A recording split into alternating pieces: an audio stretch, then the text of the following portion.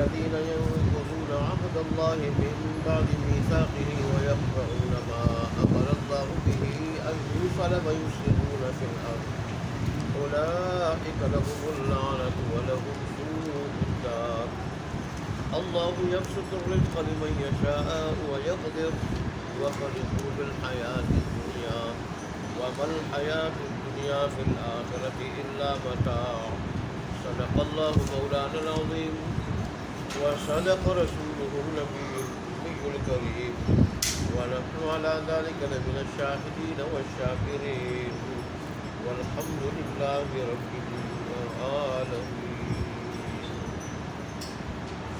گزشتہ آیات میں اللہ تبارک و تعالیٰ نے ارشاد فرمایا تھا کہ قرآن تعلیمات پہ عمل کرنے والے لوگ عقل والے،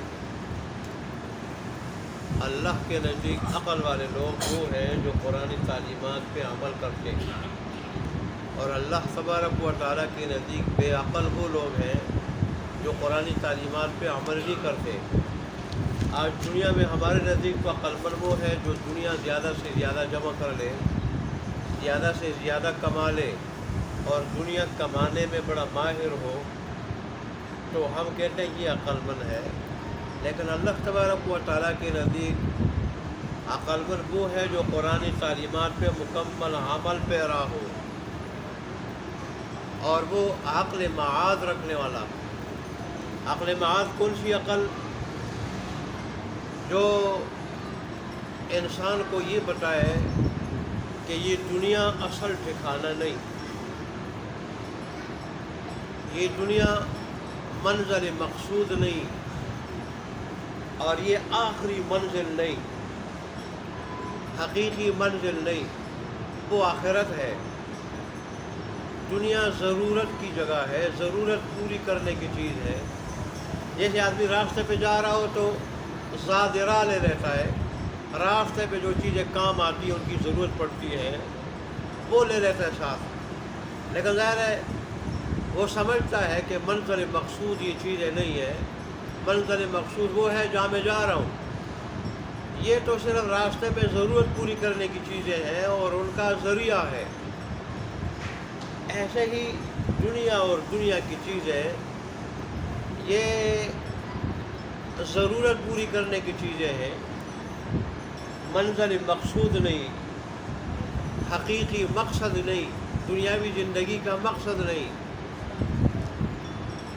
تو اللہ کے نزدیک دانا وہی ہے اور عقل معاذ رکھنے والا وہی ہے، اور وہی عقل مند ہے کہ جو آخرت کو منزل مقصود سمجھے، اس کو حقیقی منزل سمجھے، اصل گھر سمجھے، اور دنیا کو صرف ضرورت پوری کرنے کا ایک ذریعہ سمجھے۔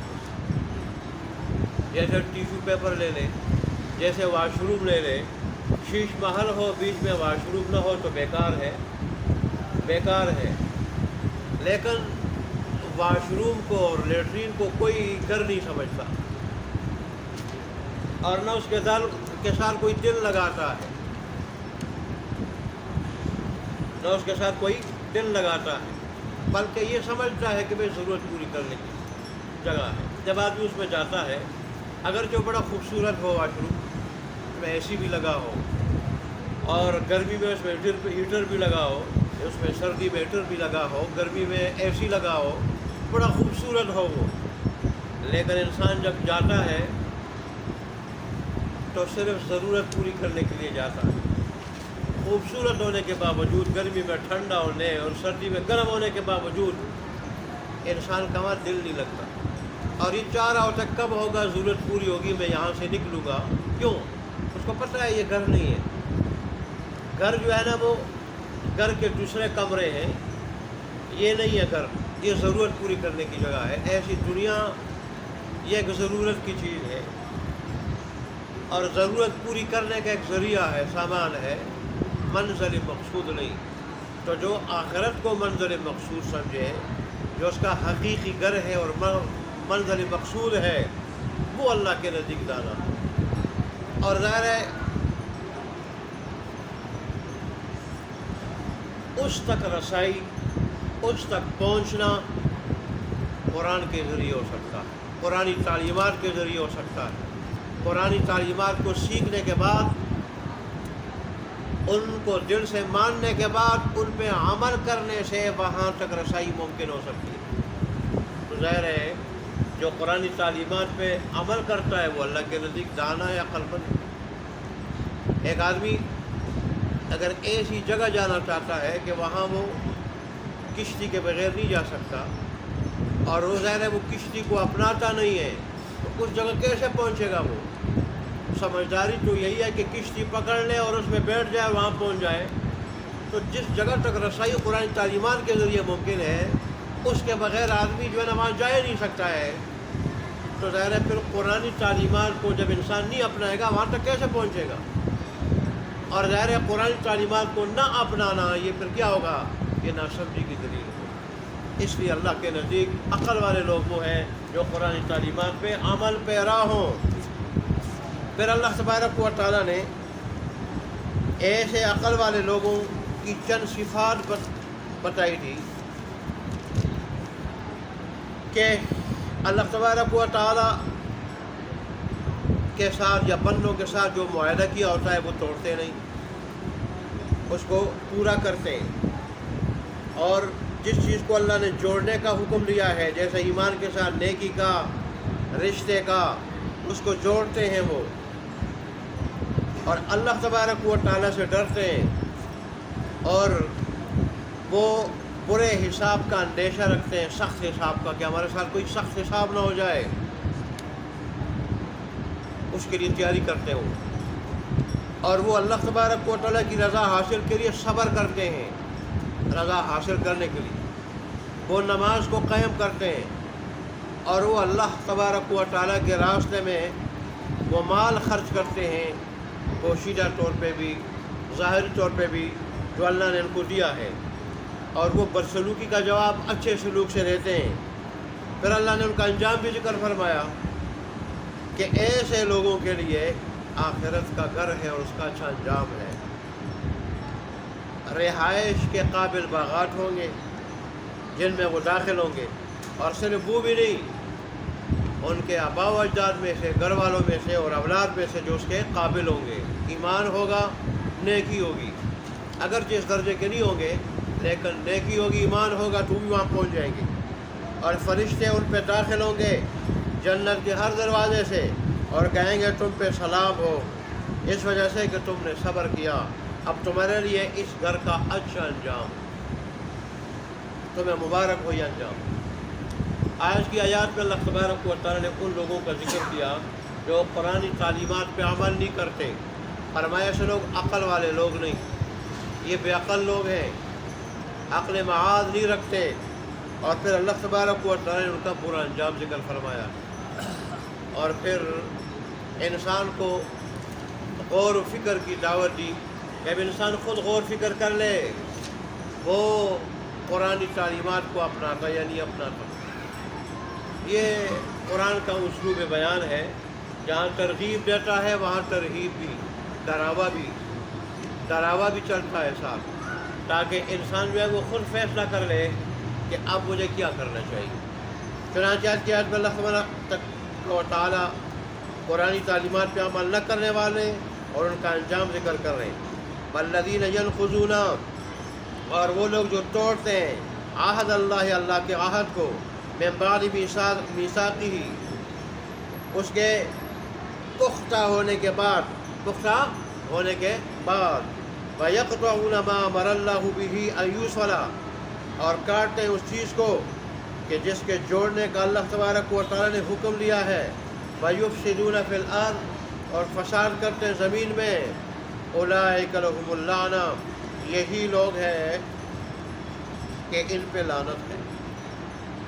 لعنت کیا اللہ تبارک و تعالیٰ کی رحمت سے دوری، اللہ تبارک و تعالیٰ کی رحمت سے دوری، اللہ کے غضب کا شکار ہو جانا، اور انسان جو بھی چیز اللہ کی رحمت سے دور ہو جائے وہ پستیوں میں گرتا جاتا ہے، پستیوں میں، ذلت میں، رسوائی میں، اور دن بدن دنیا آخرت دونوں میں ناکام ہوتا رہتا ہے۔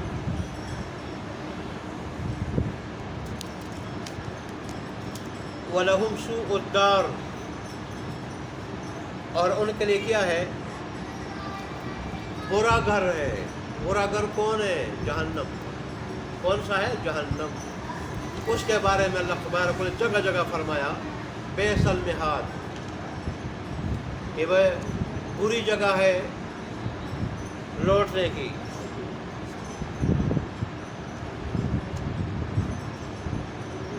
یہاں فرمائے وہ برا گھر ہے، بہت برا گھر ہے۔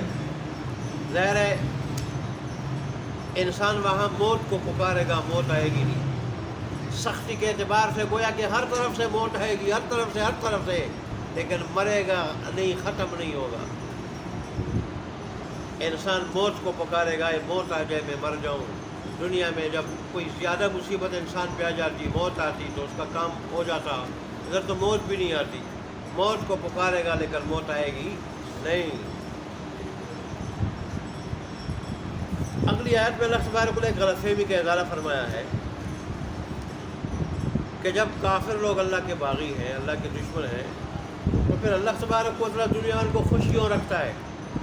جیسے ہم اکثر مسلمان کہتے ہیں بڑے خوش ہیں، پرانے لوگ دیکھو مسلمانوں بھی کہتے ہیں نماز نہیں پڑھتے، وہ جو ہے وہ اللہ کے راستے میں صدقہ خیرات نہیں کرتے، وہ نیکی نہیں کرتے، اور وہ شرابی ہیں، وہ فاسق فاجر ہیں، پھر بھی بڑے خوش ہیں۔ دیکھیں، اور ہم نمازی ہیں، نماز پڑھتے ہیں، نہیں کرتے، پھر بھی ہم ناخوش ہیں۔ اللہ نے اس کا جواب دیا کہ یہ روزی کی وسعت کو شادہ ہونا اور اس کا تنگ ہونا، یہ اللہ تبارک و تعالیٰ کی حکمت پہ مبنی ہے، مصلحت پہ مبنی ہے۔ اس کا اللہ تبارک و تعالیٰ کی محبوبیت یا غیر محبوبیت سے کوئی تعلق نہیں ہے۔ اللہ کی محبوبیت کا مدار ایمان پہ، تقوی پہ ہے۔ جو جس قدر متقی پرہیزگار ہوگا اس قدر اللہ کا محبوب ہوگا، اس قدر اللہ کا محبوب ہوگا۔ رسول اللہ صلی اللہ علیہ وسلم کو نہیں دیکھتے کہ تین مہینے تک آپ کے گھر میں چولہا نہیں جلتا تھا، اور 2 وقت ان کو جو کی روٹی پیٹ بھر کے نہیں ملتی تھی۔ گندم تو گندم ہے، کھجور سے اور پانی سے جو ہے وہ کام چلتا تھا۔ ان سے بڑھ کر اللہ کا محبوب کون ہو سکتا تھا؟ لیکن ان کا یہ حال تھا۔ تو دنیا کی کشادگی یہ اللہ کی محبوبیت کی دلیل نہیں ہے، دنیا کی خوشحالی اللہ کی محبوبیت کی دلیل نہیں۔ اگر ایسا ہوتا جیسے ترمذی کی روایت میں آتا ہے کہ دنیا کی وقت اگر اللہ تبارک و تعالیٰ کی نزدیک قیمت مچھر کے پر کے برابر ہوتی، اللہ کافر کو 1 بوند پانی کا نہ دیتا، پورا مچھر بھی نہیں، اس کے 2 پر بھی نہیں، مچھر کے 1 پر کے برابر بھی اگر قیمت ہوتی، اللہ کے نزدیک وقت ہوتی، تو اللہ کافر کو 1 بوند پانی کا نہ دیتا۔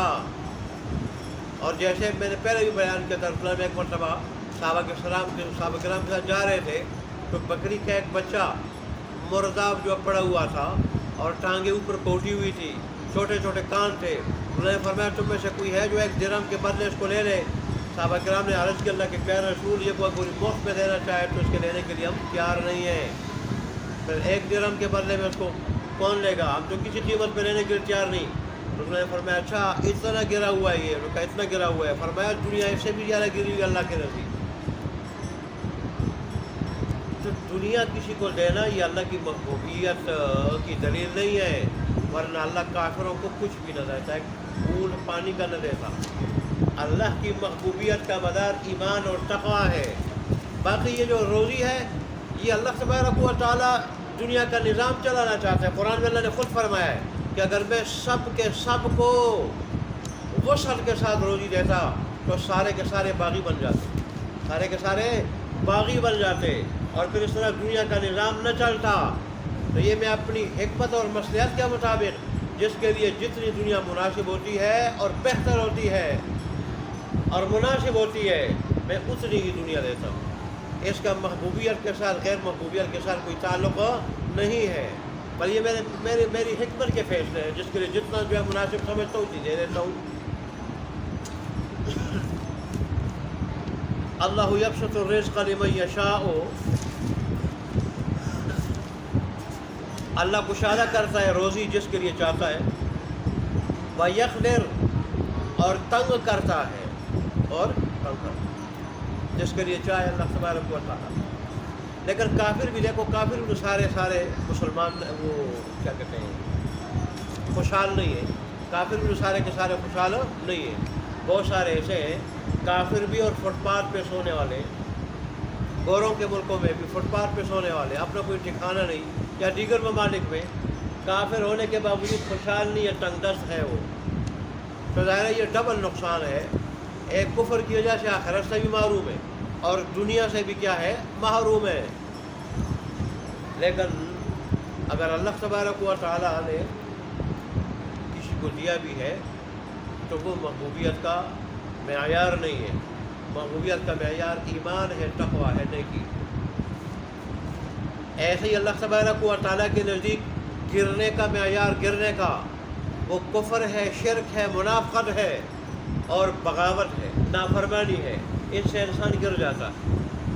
اگرچہ دنیاوی اعتبار سے وہ بڑا خوشحال ہو، اس کے پاس بڑے بنگلے ہوں، بڑی کاریں ہوں، بینک بیلنس ہو، لیکن اگر وہ کافر ہے، مشرک ہے، منافق ہے اور نیک نہیں ہے تو اللہ کے نزدیک گرا ہوا، اللہ کے نزدیک اس کی کوئی عزت نہیں. اور ایسے لوگ عموماً دلی سکون سے محروم ہوتے ہیں. دلی سکون سے، جو اصل زندگی ہے، اصل زندگی دلی سکون کا نام ہے.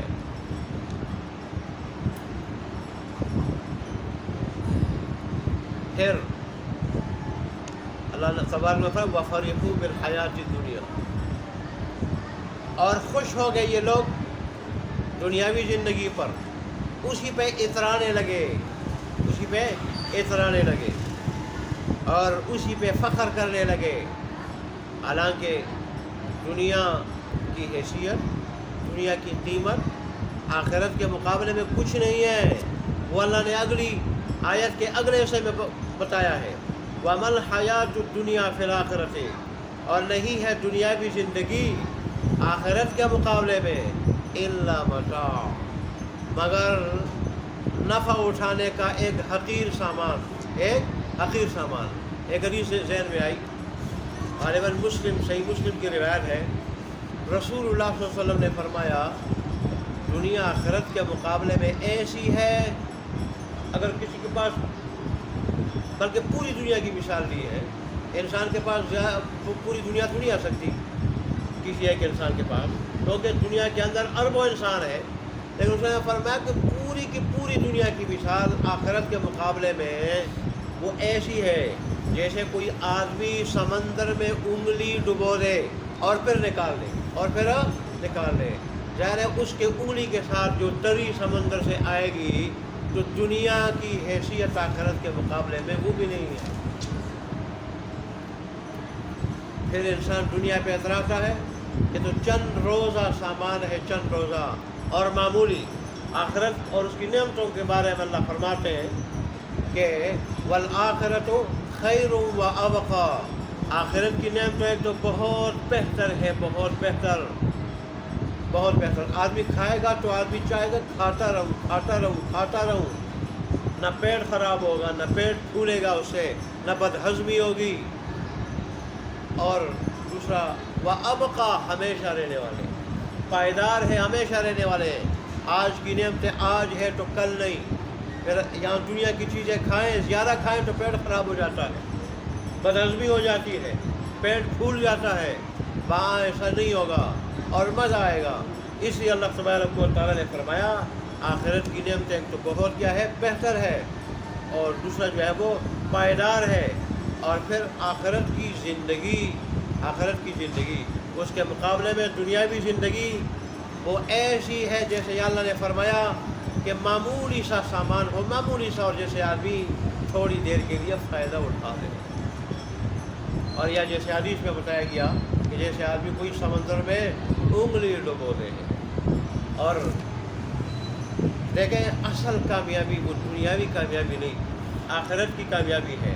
جیسے اللہ تبارک و تعالیٰ نے فرمایا فَمَنْ زُحْزِحَ عَنِ النَّارِ وَأُدْخِلَ الْجَنَّةَ فَقَدْ فَازَ، جو جہنم سے بچ گیا اور جنت پہ داخل ہوا تو یقیناً بے شک وہ کامیاب ہے. وَمَا الْحَيَاةُ الدُّنْيَا إِلَّا مَتَاعُ الْغُرُورِ، اور دنیاوی زندگی دھوکے کا کیا ہے، سامان ہے. اس سے انسان کو دھوکہ نہیں کرنا چاہیے. اللہ تبارک و تعالیٰ ہمیں عمل کرنے کی توفیق عطا فرمائے.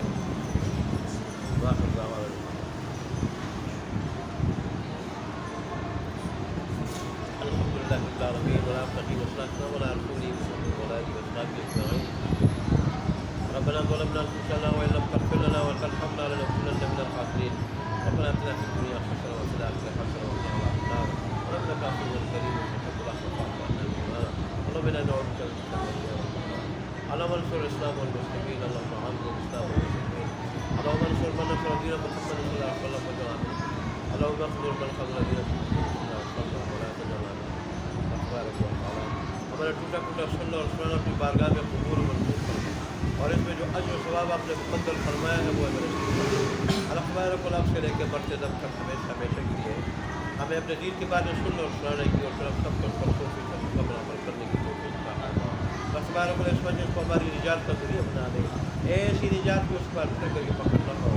اللہ تبارک و تعالیٰ جتنے بھی بیمار ہیں تمام بیماروں کو شفاء کامل عاجلہ مستقبل عطا فرما، پریشان حالت کی پریشانی کو دور فرما، مخروج اور مقرروں سے نجات دے دے۔